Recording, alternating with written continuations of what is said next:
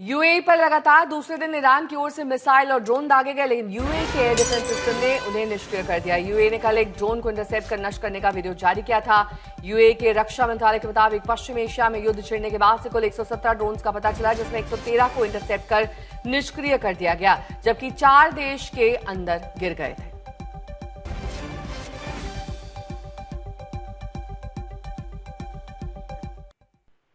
तो यूएई ने अब तक 113 ड्रोन इंटरसेप्ट किए हैं। कुल 117 ड्रोन उनके देश तक पहुंचे थे।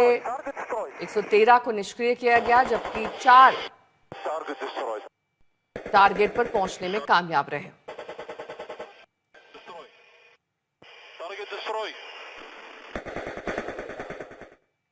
तो जंग का आज 10वां दिन है। वार पलटवार की स्थिति बनी हुई है। आज सुबह सुबह इजराइल का पोर्ट सिटी हाइफा ईरानी हमलों के खौफ से दहल गया।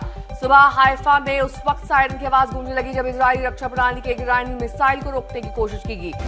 ये नया मिसाइल हमला उस घोषणा के बाद हुआ जिसमें ईरान ने आयतुल्लाह अली खामनेई के बेटे मुज्तबा खामनेई को अपने पिता का उत्तराधिकारी और अगला सर्वोच्च नेता नामित किया। इससे संकेत मिलते हैं कि तेहरान में कट्टरपंथी धड़ा अब भी मजबूती से सत्ता में बना हुआ है।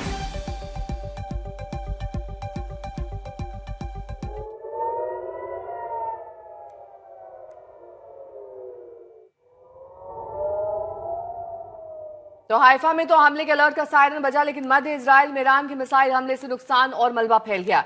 ईरानी मिसाइल हमले से मध्य इजराइल के अलग अलग इलाकों में सिर्फ 2 स्थानों पर इमारतों और वाहनों को नुकसान पहुंचा। ईरान के संयुक्त राष्ट्र में राजदूत आमिर सईद इरवानी के मुताबिक अमेरिका इजराइल के हमलों में अब तक कम से कम 1332 ईरानी नागरिक मारे गए हैं और हजारों घायल हुए हैं।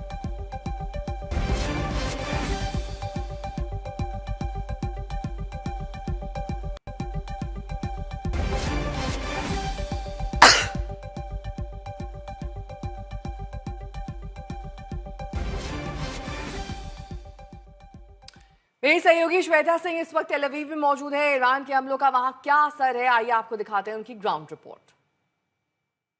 जिस तरीके से यहाँ पर परिस्थितियां रही हैं, हालांकि मैं कल रात 1:30 बजे यहाँ के समय के अनुसार कल रात 1:30 बजे यहाँ पर बहुत जो सायरन्स हैं वो बजना शुरू हुए और सारे लोग अपनी नींद से जाग जाग कर बॉम्ब शेल्टर में पहुंचे, जिसके बाद बहुत बड़ा धमाका जरूर सुनाई दिया था। अब आप भी जानते हैं कि इस तरह का धमाका किस कारण हो सकता है। हालांकि तस्वीरें जेरूसलम से भी इस तरीके की सामने आई, जो कि यहाँ से लगभग आप समझ लीजिए कि 100 किलोमीटर से कुछ ऊपर उसका दायरा है। साथ ही जो टेल अवीव है उसके भीतर भी इस तरह की आशंकाएं रही। हालांकि यहाँ का एडमिनिस्ट्रेशन बार बार ये साफ कर रहा है कि किसी तरह का कोई अटैक नहीं, बल्कि जो केवल इंटरसेप्टेड मिसाइल की डेब्री है वो गिर रही है। लेकिन सुमित, इस थ्योरी के ऊपर भी बहुत बात हो रही है कि क्या वो ऐसे म्यूनिशन आ रहे हैं जिसके भीतर क्लस्टर बॉम्ब्स हैं और वो गिरकर इस तरह का इंपैक्ट कर रहे हैं। इन्वेस्टिगेशन इज ऑन, इस तरह की चीजें कही जाती हैं। जो पुलिस चीफ है उनकी तरफ से भी जो टेल अवीव, जो नॉर्दर्न टेल अवीव से लगता हुआ इलाका है, वहां को लेकर बातें कही गई हैं। जगह जगह पर इस तरह के शेल्टर्स, जो कि मेरे पीछे भी आप देख सकते हैं, जगह जगह इस तरह के शेल्टर्स हैं ताकि लोगों का जो सामान्य जीवन है वो चलता रहे और सायरन सुनने के बाद वो भीतर चले जाएं। लेकिन कुछ ऐसे एरिया जरूर हैं जहां पर मिसाइल इम्पैक्ट की बात आती है।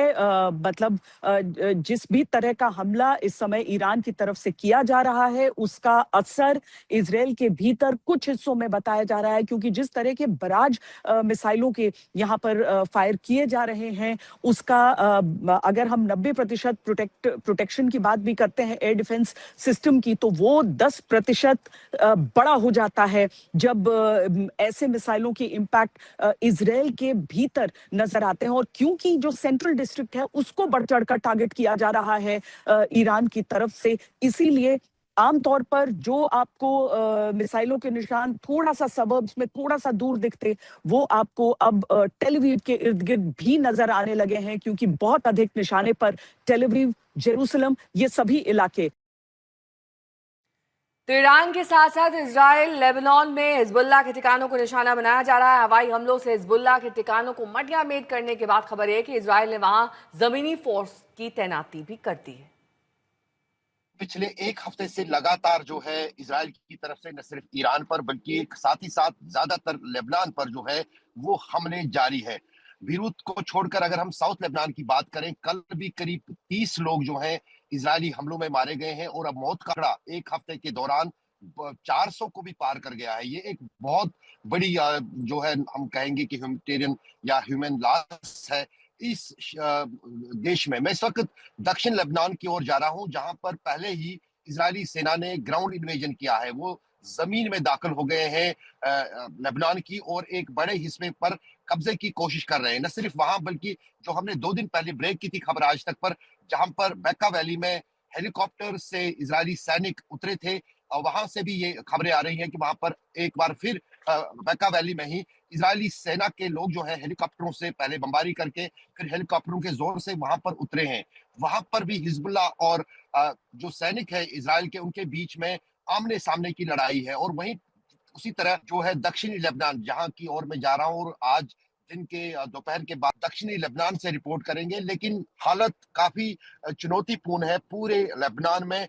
पहली बार देखा गया है कि कई बार युद्ध हुए हैं लेबनान के और इजराइल के बीच में, लेकिन जो अब की बार वाला ये हिजबुल्लाह और इजराइल का युद्ध है, इसमें इजराइल की तरफ से पूरी ताकत झोंकी जा रही है। उन्होंने एक फरमान जारी किया था कि जितने भी ईरान के रेवोल्यूशनरी गार्ड या कुदूस फोर्स के लोग या डिप्लोमेट्स यहाँ रहेंगे लेबनान में, उनको निशाना बनाया जाएगा। और उसका हमने सीधा असर देखा कि कल शाम को 100 से भी ज्यादा ईरानी जो हैं यहाँ से इवैक्यूएट किए गए हैं, वो भी रशिया की मदद से। उसमें 17 डिप्लोमेट्स हैं और बाकी के बारे में पता नहीं है वो कौन लोग हैं, लेकिन उनको यहाँ से कहीं निकाला गया है। तो वॉर जोन में हमारे 3 रिपोर्टर्स मौजूद हैं। आइए आपको दिखाते हैं दुबई के सबसे पुराने बाजार अल सत्वा से आशुतोष मिश्रा की रिपोर्ट। मैं इस समय दुबई से आगे सतवा इलाके में हूँ। बड़ी संख्या में यहाँ पर एशियाई मूल के लोग रहते हैं और सुबह के बाद ही बाजारों में कई सारे ऐसे इलाके हैं जहाँ इसका कोई असर है नहीं। डर और आशंका के बीच भी लोगों की जिंदगी चल रही है। सतवा में देखेंगे तो सुबह आपको बाजारों में भीड़ दिखाई देगी। एशिया में खासकर फिलीपींस और भारत के बहुत सारे लोग यहाँ पर रहते हैं और ऐसे में वो लोग एक दूसरे की मदद के लिए भी सामने आए, खासकर जब मुश्किल का वक्त आया था। अब ये अल असद एक रेस्टोरेंट है, समझिए कि है तो यूएई का रेस्टोरेंट, लेकिन मिलता है खाने पीने में। अगर आप आगे जाएंगे तो भारतीय व्यंजन यहाँ पर आपको मिल जाएंगे और भारतीय ही चलाते हैं। गुजरात के आए कई सारे लोग थे जो 4 दशक पहले यहाँ पर आए, यहीं पर होकर के रह गए। तो इन स्थितियों में जो भारतीय हैं उनके लिए अभी यूएई कैसा नजर आता है? अभी जो मौजूदा हालात हैं, आप लोग यूएई में कितना तनाव देख रहे हैं, कितना डर देख रहे हैं, कितनी जिंदगी नॉर्मल लग रही है? नॉर्मल तो अभी बहुत ही नॉर्मल ही है, वैसे भी नॉर्मल ही थी। फर्क नहीं पड़ा कुछ? कोई फर्क नहीं पड़ा है। जब वो कहते हैं कि इन शेल्टर चले जाएं तो पता है कि कहाँ जाना होता है? ये जहाँ पे कोई बिल्डिंग नहीं है, खुला मैदान है, उस तरफ चले जाने का। खुले में वो तो नॉर्मली कहा जाता है इन शेल्टर। तो आप लोग क्या करते हैं उस समय पे? कभी मन में डर आता है कि आखिर इतने दिन तक चलेगी, काम काज पर इसका कोई असर? नहीं, कोई काम काज पर असर नहीं है और इधर की गवर्नमेंट भी सपोर्ट करती है और कोई प्रॉब्लम नहीं है। बैक टू नॉर्मल लाइफ चल रही है सब। और आप लोग मदद भी करने के लिए लोगों के आए थे जो लोग फंस गए थे, तो वो आप तक जब पहुंचे थे तो उस समय उनकी स्थिति कैसी थी तब? थोड़ा सब पैनिक थे, बट बैक टू नॉर्मल सब। यूएई की गवर्नमेंट ने सब अच्छा किया है और सब नॉर्मल हो गया है। कोई ऐसे प्रॉब्लम नहीं है। और हाँ, एक बड़ी दरअसल चिंता की बात थी कि क्या इसका असर सप्लाई पर भी पड़ेगा। यहाँ की जो सरकार, उसने लगातार वॉच रखा है, कई जगहों पर उन्होंने औचक निरीक्षण भी किया और ये देखते हुए कि सप्लाई पर असर ना पड़े, खाने पीने की लोग होर्डिंग ना करें, लोगों से इस बात की भी अपील की है कि किसी भी हाल में जो डिस्ट्रीब्यूशन है या इम्पोर्ट है उस पर असर नहीं पड़ेगा। जो फ्लाइट सेवाएं हैं उन पर कुछ असर पड़ा था, लेकिन धीरे धीरे वो भी बहाल करने की कोशिश की जा रही है। देखिए, युद्ध के हालात हैं, जाहिर है कुछ असर जरूर होता है, लेकिन यूएई का संदेश साफ है कि वो इन चीजों की परवाह नहीं करता। वो मजबूत से एकजुट होकर के खड़ा है, हर खतरे के खिलाफ खड़ा है। दुबई के इस अल सत्वा इलाके से मैं आशुतोष मिश्रा, आज तक।